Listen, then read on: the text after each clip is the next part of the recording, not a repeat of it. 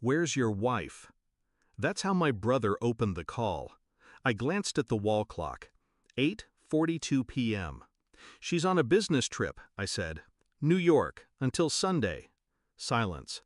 Then came his voice, flat, careful. "She's at my hotel, Adam, in Hawaii, room 509. She's not alone." I didn't breathe. He added, "She's using your ATM card." It took me a full minute to speak. I wasn't shocked, not really, just quiet. "Keep an eye on them," I said, "and don't let her know you called."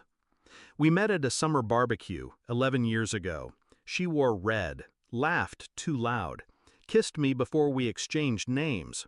I thought I found fire. We got married 6 months later. She liked fast things, cars, decisions, people. She said I was her anchor. But eventually, she started drifting. Anchors don't matter when someone wants to float. The signs came slow. Business trips got longer. She started hiding her phone under her pillow. Bank statements stopped making sense. Once I smelled cologne on her coat, a scent I didn't wear. I didn't say anything. I watched. I listened. And now I knew. My brother, Daniel, runs a resort on the Big Island. We haven't been close in years, but blood's blood. He texted me the name of the guest she checked in with, Jason Klein. I checked her calendar. She had an investor meeting listed, of course. I didn't rage. I didn't cry. I opened my laptop. First, I froze the joint accounts. Left enough for food and cab fare, just enough to sting. Next, I called Daniel. "I need her distracted. Can you upgrade her room? To the presidential suite?" "Exactly. Give her champagne. Tell her it's on the house." He caught on. "You're going to trap her?" I smiled. "No, I'm going to expose her." I booked a last-minute flight, landed in Kona just after sunrise, rented a car, drove straight to the resort.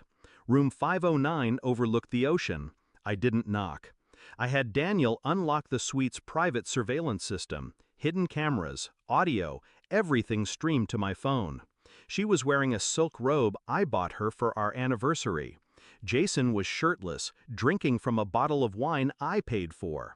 She laughed, head thrown back, carefree, like I never existed.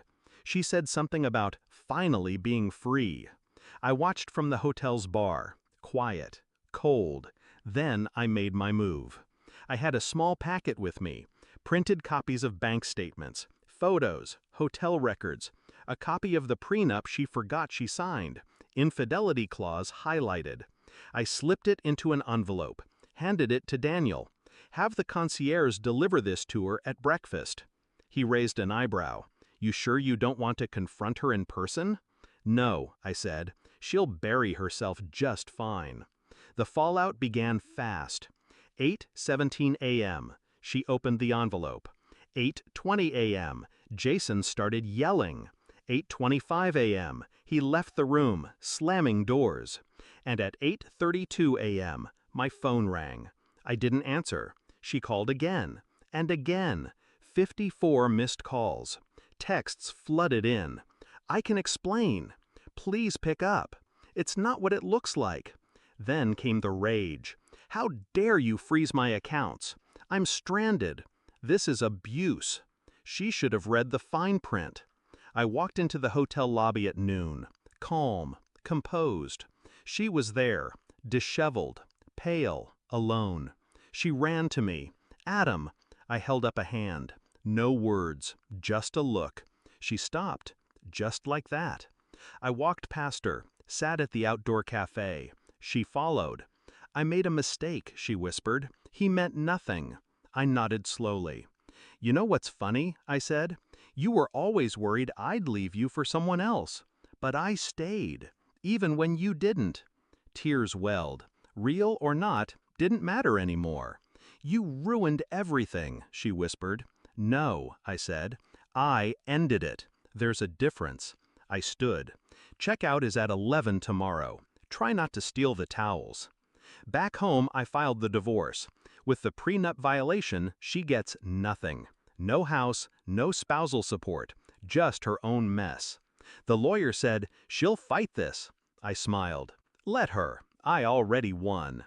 Now I sleep soundly, alone but at peace. The air feels lighter. I didn't yell, I didn't beg, I just let the truth do the talking.